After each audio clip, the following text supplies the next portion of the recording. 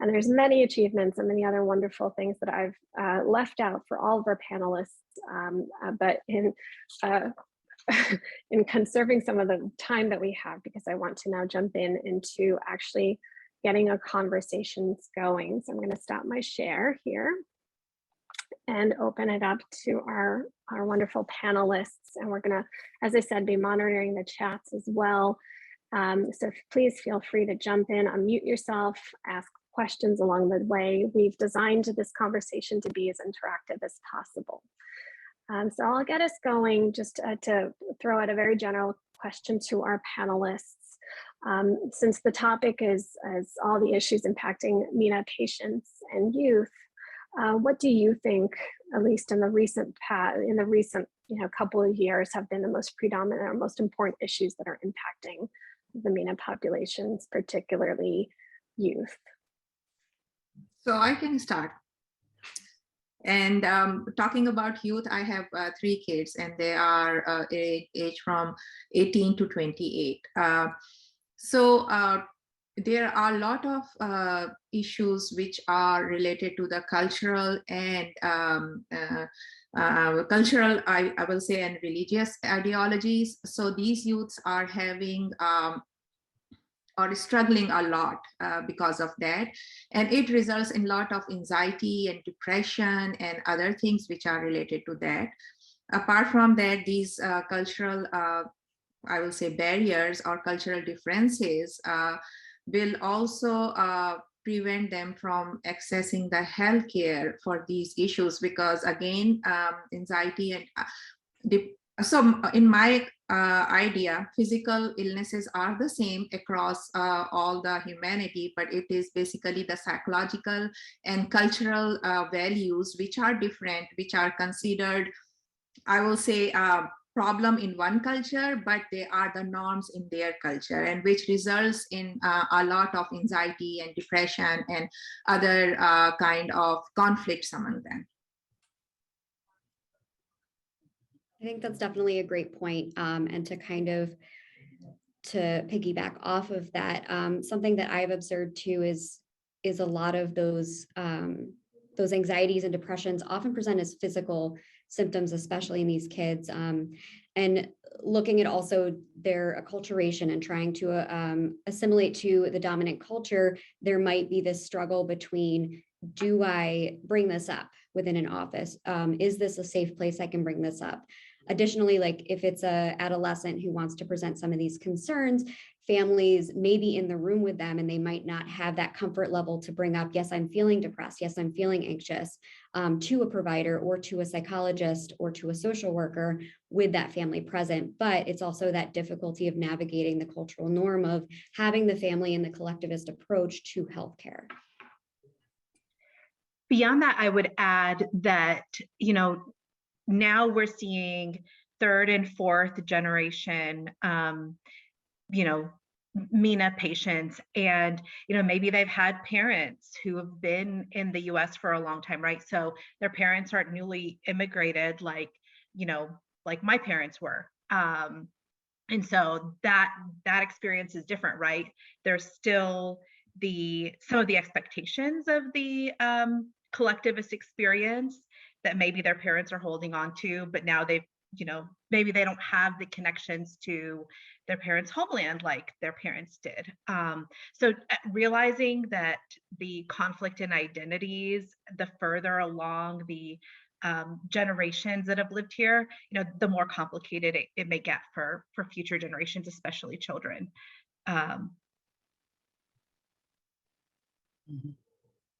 I think to really build off that kind of comment is that there's this aspect around recognition of Mena populations within the census.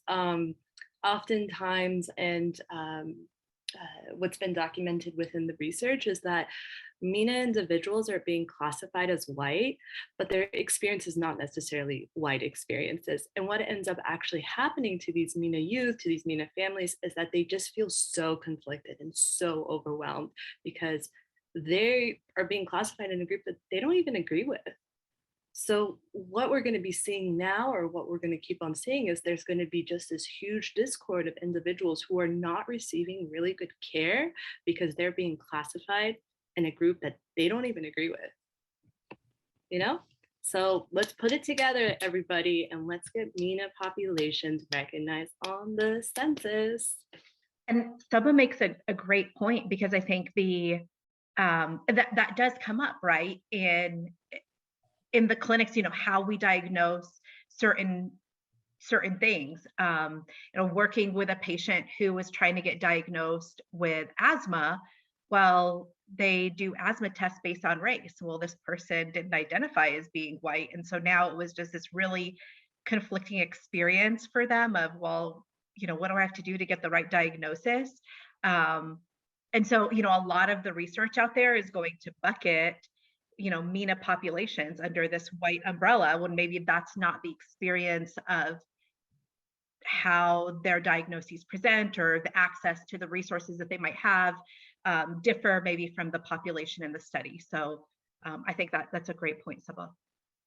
Yeah, and I think that also points out the just lack of research within this community, or at least lack of known research within this community, given they're subsumed under white. And this is a conversation I just recently had with one of the clinics I work in, as we're trying to collect some data for outcome research, and we're using Epic, and Epic doesn't have a qualifier. They're either listed under white or as under other, and that doesn't provide enough detail to really give us information as to what might be an adherence measure that would be appropriate for this population versus another population. And it's a real issue that is even just within several different systems. And I know the census is one domain that we're trying to expand just our recognition as MENA people, but that definitely needs to generalize to other different domains as well. And I think everyone here is like touched on like really important, and has done a really awesome job kind of talking about things that I as a patient have experienced in my life. Just a bit of a background is I've been diagnosed with anxiety and with depression. And for me, a lot of my journey was when I was in college about 4 or 5 years ago, was trying to navigate getting a diagnosis, but also feeling represented and having someone who understood kind of my diverse background and the needs that I had. So when I was in university, a big part of being a MENA patient is, as people have mentioned, kind of being represented and not being otherized. So I would have doctors who didn't really understand the collective cultural background of what I was going through. And it was actually a professor who was also a MENA professor, right? That representation, who had reached out to me one day and had asked me, how are you doing? But also, how's your family doing, right? Understanding kind of the greater cultural context of what might be causing the anxiety and depression in my life. So I think representation, I think, not being otherized, and I think understanding the collective kind of culture are 3 really important things. I really want to just build on what you've said, Nabil, like this concept of like when clients are coming in and they want to be heard and they want to be understood, there's also this dynamic into like understanding the culture itself. MENA populations, in my perspective, are very collectivistic. They work with their family dynamics, they work with other individuals. And what actually ends up happening on the perspective of the clinician side is, if clinical training directors were to ask their clinicians whether or not they're culturally competent to provide care for the MENA population, it's very limited. Most individuals are not aware. They don't know what's going on. They've read something about September 11th. They read these little things, and this is what they think that's actually happening. And that's actually detrimentally affecting a population that is significantly growing over a course of time. And I think it's really important for the individuals on this call who have positions of power to really utilize this concept of like, hey, like I'm providing culturally competent, care to this population.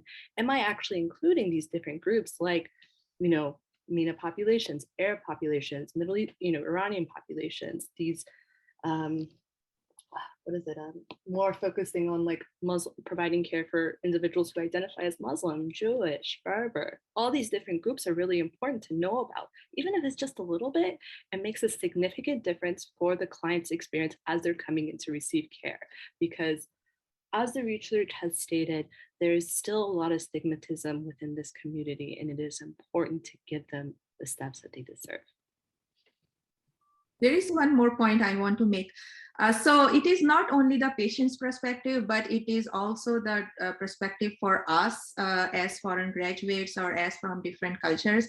We have, when we are seeing the patients, the MENA patients, we have certain expectations. And when we have certain expectations, we are assuming something. So it is very, so for example, if I'm seeing a Middle Eastern patient, which is Muslim or belong to Islam, so I will not expect them to drink alcohol or have unsafe sex at all. So this is my assumption, but the second and third generation might not follow those rules or they are basically Americans. So we as physicians should also be very, very careful when we are seeing these youth patients who are second or third generation and try to be understand that they are basically Americans and try to encompass that aspect also.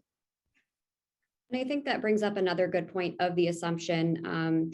Having a patient in front of you who identifies as MENA, you might make that assumption that they are they're Muslim when there are several different religions from that region. The region is home to Judaism, Islam, and Christianity, and then there are other smaller sects of religions within that community. And it's an assumption that is often made. I can't tell you how many times I've been personally asked why I'm not wearing a hijab, despite the fact that my family is Christian and Catholic based. So it's definitely a gap in that knowledge. And I can't speak for the medical side of things, but I know that even within psychology training, my experiences are coming just from my own cultural experiences versus training that I've had in the classroom with their supervision. And that's a real gap that I've seen from my colleagues as well. There are many colleagues out there who are very much willing to learn. It's just, we need to get the information out there. And to add on, your point, Nicole, about identities, it doesn't just, it's not just focused on religion, right? When we're talking about MENA, we're talking about such a wide group of nationalities, right? If you talk to someone and, you talk to a patient and they're from Morocco, or they're from Iran, or they're from Iraq, or they're from Jordan, or Yemen, they're going to have vastly different experiences, right? And so the assumption, it covers such a wide area. We kind of lump this group together, but languages are different, traditions are different, expectations within the culture are different. And so understanding the variety within the group is, I think, just as important as understanding some of those factors that bond us, right?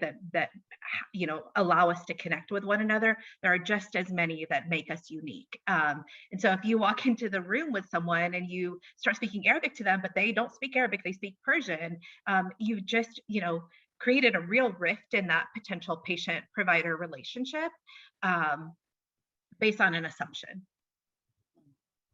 I think that's a really good point. It's something I'm struggling with to answer some of these questions because it is such a large, vast, diverse community we're talking about. And, it speaks to the need for a proper assessment, right? Really identifying how this person in front of you identifies, because even all, Moroccans, there's vast difference within that of who's going to drink alcohol and who's not going to drink alcohol. It's very diverse. There's a note in the chat that I wanted to respond to about how do you even come up with a word for mental health or counselor when working with this population.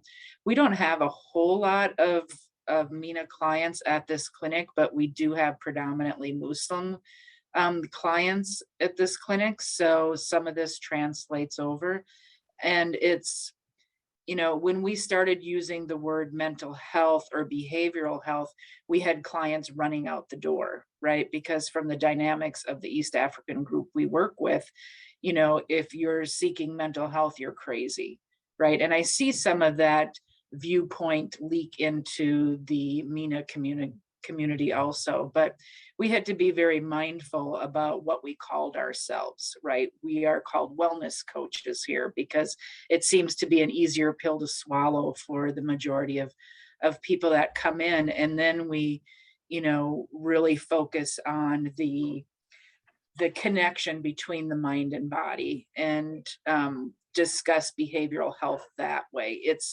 It's easy to, when you understand the culture, of bringing in aspects that are important to their culture into the treatment. So, such as explaining why the movements of the prayer are similar to yoga, right? And how this is benefiting their health. So, using what strengths and what techniques they already have within their community and kind of helping them make that emotional and communication bridge so that when they do go to another clinic or end up in the hospital, that they even have the verbiage to discuss what they're feeling and what's going on with them.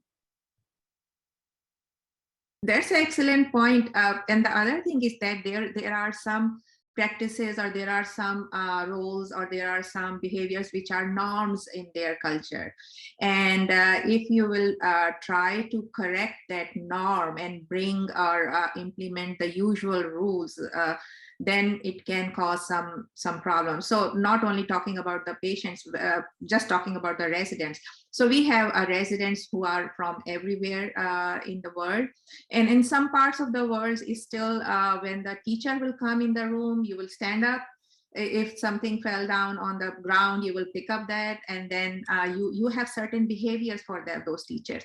But here in our culture, or in American culture, some people will take it as a sign of not very confident or having some lack of knowledge. And same thing goes for the patients also. So if a patient is telling you about some behaviors which are caused by the family or their parents or father or mother, so in some cultures, whatever they say is the final thing. You have to follow that, no matter how old you are.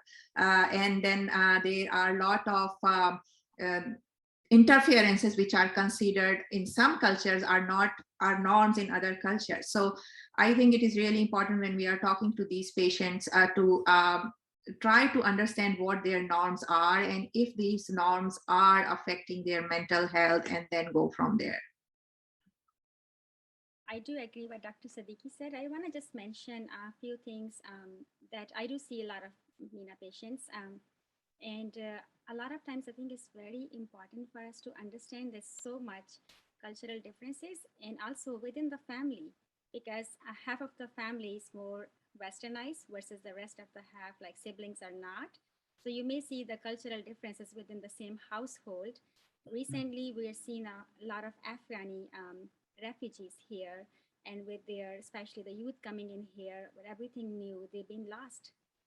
They want to follow wearing the same dresses as they used to wear, but now they have to change, and the parents have conflict on that. The same thing when Ramadan is coming. If the youth is not observing Ramadan, that's going to be a reason of conflict between the parents or grandparents. So I think those are very sensitive issues, and we as family physician probably need a lot of time. I do feel we need a lot of time to keep the trust, and just to explore a lot of barriers that we don't see in 15 minutes visit.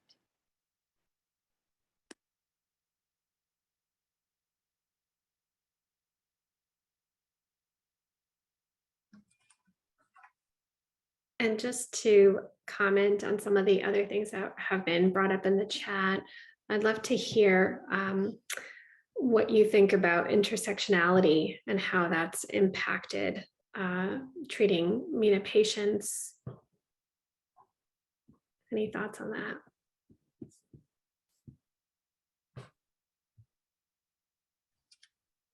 I do see families together, and that's challenging, but that's easy for me to know the dynamics And at the same time, when I feel like I need to separate them in the visit, I will ask them if it's okay if I can see them in different rooms.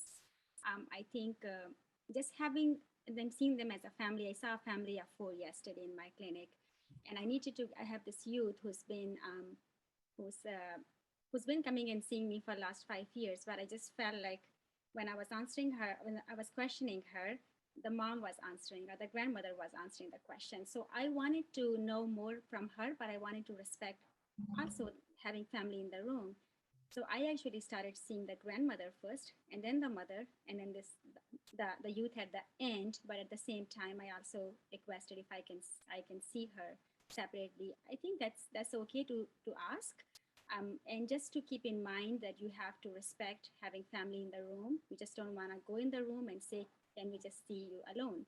You have to keep the trust, and then you have to ask, and that's probably requires also knowing a lot of family dynamics, and seeing them together is actually makes my practice easier. I know the family, I know the dynamics, and also I know that who is ruling and who's not. So that's really helped me in as you know, as if I would see them separately, and then I can request them, and then they trust me, and then they will be willing to be seen separately as well. Thank you for answering that, Dr. Ali. And I say, Pari, your hand is raised. Please go ahead. Thank you. Good morning, all. That's great conversation. I just want to bring, as a clinician who worked for 25 years in the field, and in particular served the refugee and immigrant and LGBTQ, some of the things, in particular transgender youth of immigrant and refugee, what I like to bring to our attention, a couple of things. One is that we need to really check our own assumption and biases, even as a clinician of diverse culture. Then second is that pay attention how the cultural norm is impacting our value and how we're adapting it. Third, when it comes to the youth and family, what I see and observe most of the time with good intent, the harm that has been done is here. So Western culture and LGBTQ in culture, in dominant culture that we are, or European culture, have a different movement behind them, different political capital behind their movement. And that's not true for some of the youth in different countries. That means their priority is different. That keep in mind. And second part is that what we do usually as a clinician, we alienate the parents. So we can create the balance between how to keep the parents involved and engaged, and also keep the individuality and individual need of the youth without shining or pushing back those families. Because I want to bring our attention that youth need also is different. They have a different role. They may play a very important role in a family dynamic. They may don't want to be really removed from or move away from their family, but they want to find a way that they can coexist. And if we go from there, which I see every day, from a mentality of what is right, that's your individual right, you should just go and do that, you take away something from them that is also source of support. And my last point, there's a lot of grief for both parents, community, and individual. And you have to tap into that grief. The intensity of that grief that parents are experiencing, that their youth maybe have identified differently. The youth experiencing that if your only way is that to move away from their parents, that's another loss. I'll leave it right here. Thank you. I would definitely like to respond to this comment. So you spoke a lot about intersectionality and kind of controlling implicit biases. And I think a lot of that has to start with clinical training on the very first day students enroll into clinical training programs. At my program at the California School of Professional Psychology in our San Francisco campus, core faculty actually start talking to you about that at the very first moment you step into the door. We talk about identities, we talk about our implicit biases, and we are able to develop a sense of ethnic identity, the ethnic belonging, and to understanding, well, I'm a person and I know what my biases are and I have to work through them slowly and over time. It's also thoroughly encouraged within the research that clinical training programs should be implementing more needs for, therapists to go to therapy and process these feelings, because oftentimes they actually don't enroll these individuals into those training programs. Another thing that specifically came up for me as you were talking specifically around LGBTQ youth and families, I currently work at a place called Asian American Queer Community Involvement, and my clinical supervisor is actually on this call. And something that, really comes up for me is, as I am working with different individuals, definitely I want to allow for them to have their own self-autonomy in their care. They should, build their identity. If they like rock music and their parents don't like that, that's cool. If they want to be queer, that's cool. That's totally fine, But definitely under no circumstances do I think that this new upcoming generation of clinical psychologists will want to separate families from one another, because that is not multiculturally competent care. That is not culturally competent care.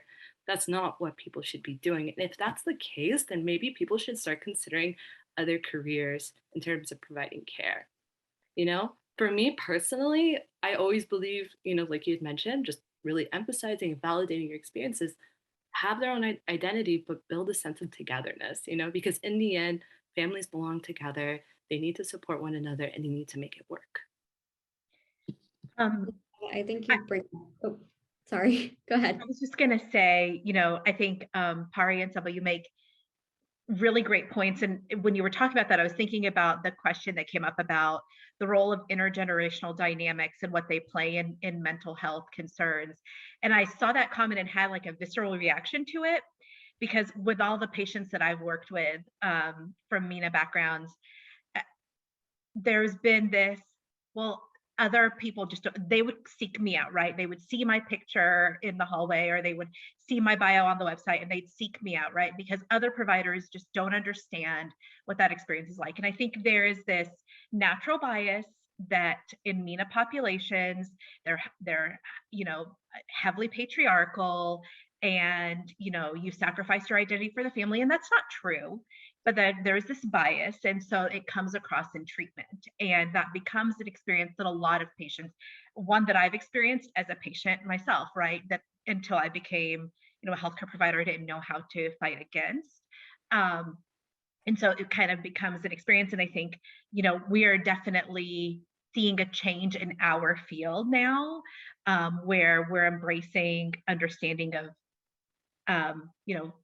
embracing cultural awareness and things like that. But knowing that, the collectivist cultures can actually be a real strength in the treatment process, right?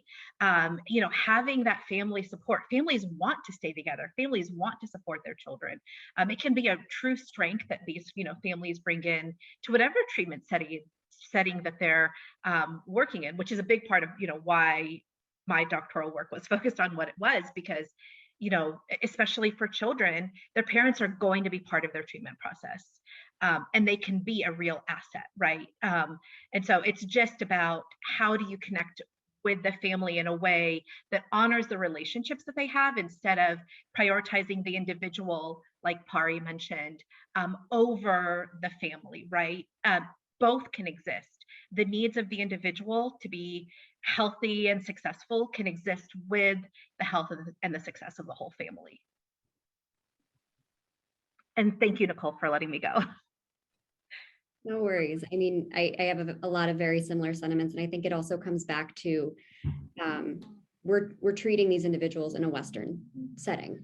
And a lot of the research that we're learning in our clinical training programs, whether it's medical, psychology, social work, are based off of research done on Western populations. So our normal is going to be different from their normal, which I know has been emphasized, and I know it's been said.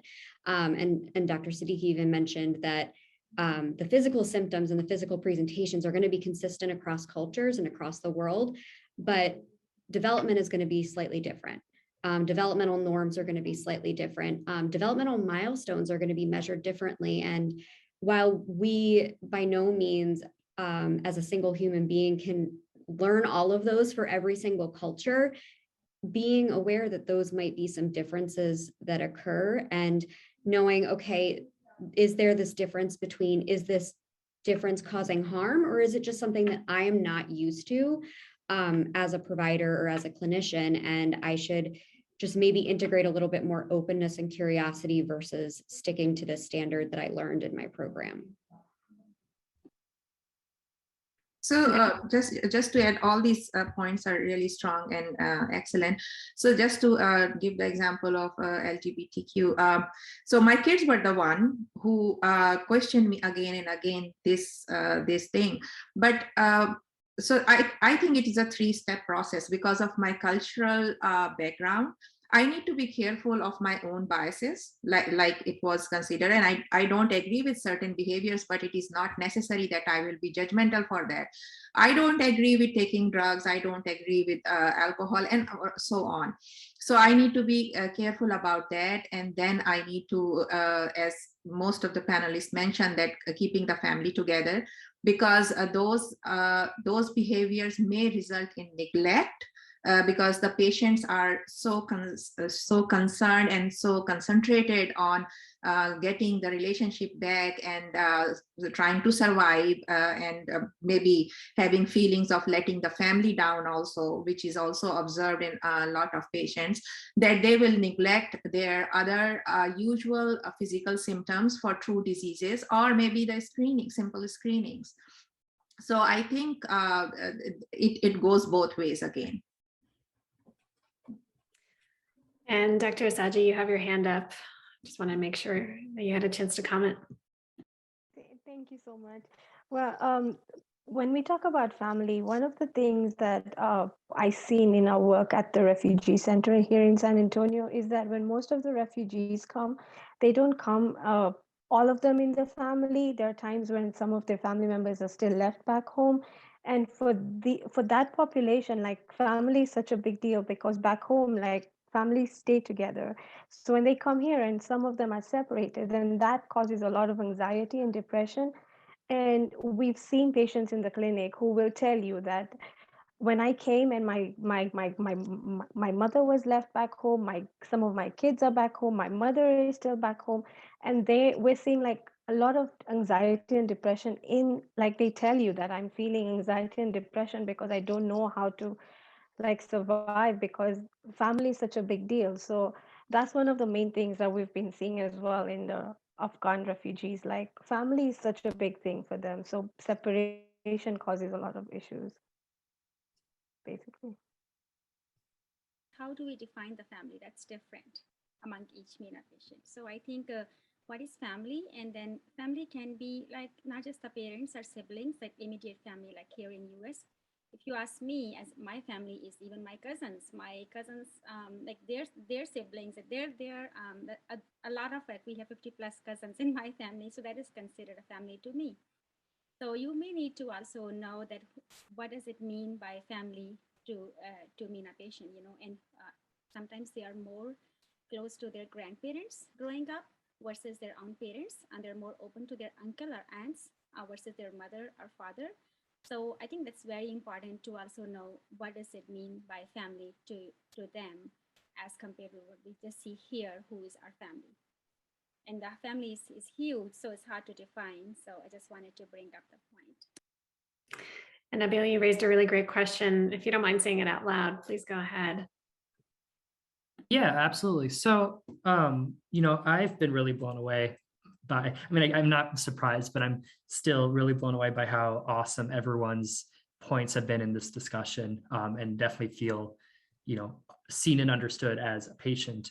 And my main question is, this group here is a lot of really amazing, talented, diverse people, but in a setting where, you might find yourself in the minority in a workforce, right? How can we translate these concepts of being culturally informed, but not making assumptions, right? Seeing the family, but also seeing the individual, right? How do we take these nuances, this education, and be sure to kind of share that light, that knowledge amongst a workforce that might not have that background, right? How would you, what is your experience as providers? How has that been in terms of sharing that cultural competency?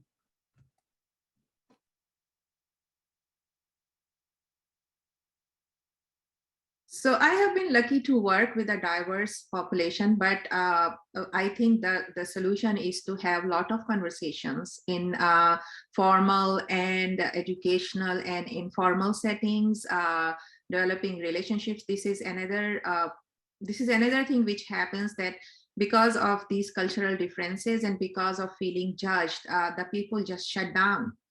They will just move in their own circles because it is safe for them, and it does not need any explanation.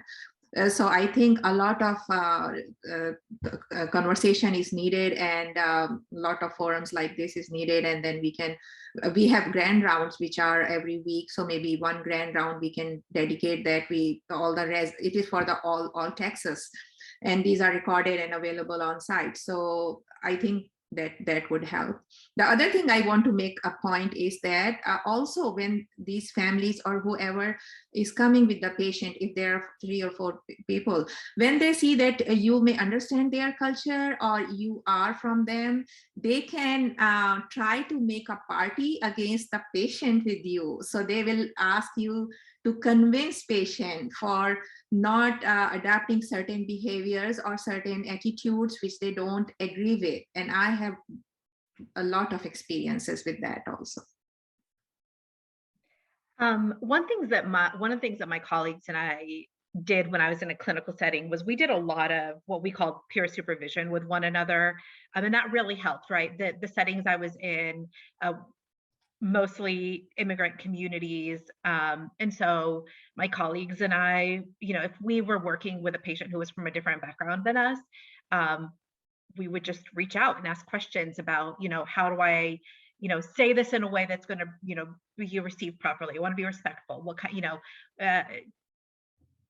What kind of questions can I ask or not ask? So kind of just having someone who can kind of be that accountability for you, someone that you trust, not someone who's going to answer all the questions or be an expert on that patient, but someone who can help you navigate some of those scenarios. And one of my colleagues, he still calls me to this day. He just called me a couple of weeks ago to say, hey, I'm looking for an assessment, but I can't find one for Arab populations. And so, we talked about the questions he was looking for. So I think understanding where your limitations are, right? I'm never going to be an expert on, Black and Latinx communities. And so I'm going to lean on my colleagues for that. I'm okay with my colleagues leaning on me. I don't want to be the mouthpiece for the whole MENA population, but I'll use my expertise where I can to help support patients. And I think that also brings us back to kind of from a training perspective, and when we start our careers, whether again in medical systems or psychology or social work, really emphasizing to trainees to approach each patient with kind of just this curiosity and this open mind, because even within the United States, we are so different. I grew up in the Northeast and I went to Eastern Tennessee for my residency, and I had a huge culture shock going down there alone. And that diversity is everywhere. It's not just within the MENA population or between the MENA population and the American population. It's everywhere. So really teaching that skill of curiosity, cultural humility, and respect to the person that's sitting across from you or the family that's sitting across from you. So again, we don't want to put that on the patient to educate us per se, but really emphasizing like, okay, I know that these are some of the main themes within this community. Which one is the most important to you specifically? Or what is the most important to you specifically? And really taking each patient that's in front of you. And this doesn't have to be an hour-long session. This can be something that you develop as a skill, that it's like the first 10 minutes, what are the main values for this patient, for this family? What are their main goals? What do they want out of this appointment? And really just learning that curiosity and that cultural humility from the get-go, so it can be a skill that you hone through your different clinical training programs. That's an excellent point, Nicole. And you can't undervalue what you said, right? It's like we've had experiences where, we serve a large Somali community, and the assumption was that all of the Somali patients would want to see Somali therapists, right? Which was not what we experienced at all. In fact, they ran from them and didn't want to see them. They're trying to form their own identity, and, they were worried about that, what they shared in session would go out to the community, and they were young adults trying to form their own identity. So they didn't want the therapist to have the same culture to kind of project their ideas onto them. So they wanted kind of a clean space. So I think it really comes down to just training our staff on how to do a really good, proper assessment and a proper interview, of asking those questions and really trying to figure out of how does this person in front of me identify. I'm a completely white lady, but yet I identify as being a Mena person because I've been immersed in the community for 30 years. Looking at me, you would have no idea about that. So it's really about, making sure you understand of what is this patient bringing into the door and how do they identify. And I just I'd wanted like to also bring 2 quick points. One is that we as a Mena clinician, we need to know also that we are a recipient of lots of biases, and how does it impact us when we entering that space. That one. Second, I urge you, I beg you, all of you that's sitting here, do not see this population, which is very range of variety of population, just in the light of trauma.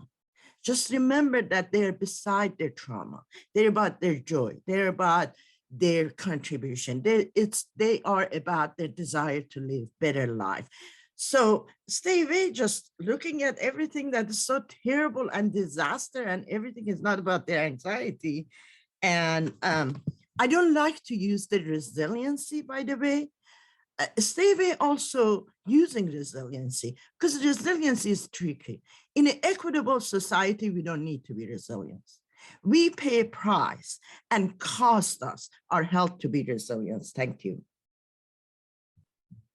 And so as we're coming down to the final few minutes of our community conversation today, I knew it was going to be very quick and many more questions.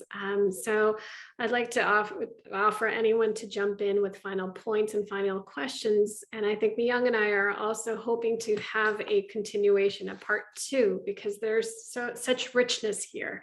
And so in the chat, for all of you participants, if you have other questions that you would like us to address or other themes for part 2, please put that in the chat as well. But and now final points. I think I just want to emphasize what Perry just said about as a provider who identifies as Mena, and I recognize that I have the privilege of being lighter skinned and also having a last name that doesn't match my identity. There's still this bias from other providers who might maybe rely on us a little bit more heavily, like, oh, this person is from Iran. Can you go see them because you have that similar identity, where my competencies might not lie with someone from Iran. Or I might have some of those biases from other providers who say, well, your English is good. Or again, the biggest comment I've gotten is, where's your hijab? So those biases even lie within our colleagues, the people that we work with on a daily basis, or even from our patients themselves. I usually don't disclose my identity to patients if it's not necessarily clinically relevant. It's usually to patients who are within the Mena community or within the South Asian community, but that is still just very much an emphasis I wanted to just reiterate. I saw, oh, go ahead, Rola. I was gonna say, I saw the question about the biggest psychological issues facing Mena patients. I think there are probably a lot of them. I'm sure we can all give you a whole bunch. I think the biggest one, and Saba brought it up earlier, was really being invisible, right? As a subgroup, where we're sitting in the doctor's office filling out our forms. What race do we put? Who are we? Are we really white? We've never lived a white experience. So I think that, it's one of those things that just maybe keep in the back of your mind, that we're very visible in a lot of ways, right? Especially in the media, typically negatively in the media, but our identity is also invisible. And I think that has a huge psychological impact. Thank you again, Saba, for letting me go first. No worries. Definitely, I think if there's something that I would hope for is I would hope individuals who are in positions of power, especially in clinical training programs and doctoral programs, to start considering how can they incorporate knowledge or pieces around MENA populations within their clinical training program. Definitely encouraging individuals to hire clinical supervisors who identify as MENA, and as well as just kind of saying, hey, like, what are we doing to leverage the possibility of saying, how can we decrease the mental health disparities that they experience as a whole, as a family, as different individuals, and also empowering them to do what they need to do for the benefit of themselves and others, you know? It's really important to take care of everybody.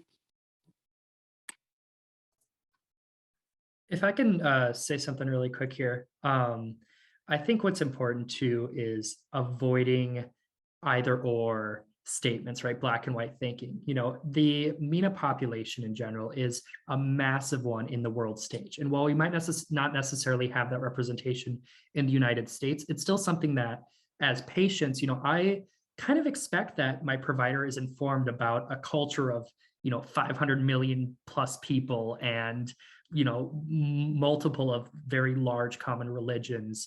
And so I think, you know, being an advocate for understanding of this culture, whether it be within a workforce or as a patient, is really important, and not being otherized. But then also, you know, as everyone had touched here, seeing everyone as an individual and utilizing education, intersectionality, and cultural competency to show how everyone's unique, right? If we can be educated, if we can be informed, and if we can advocate for ourselves and for others, we can really see the patient as kind of a holistic individual. And I think that's a really beautiful thing.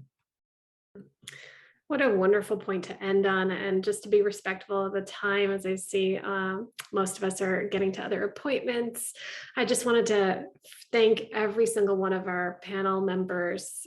Thank you so much for having such a fulfilling conversation and getting us going. Really, really appreciate all you being here. And hopefully this will be to be continued. So thank you again and wish you all a wonderful day. Thank you, everyone. Thank you. Thank you. Thank you.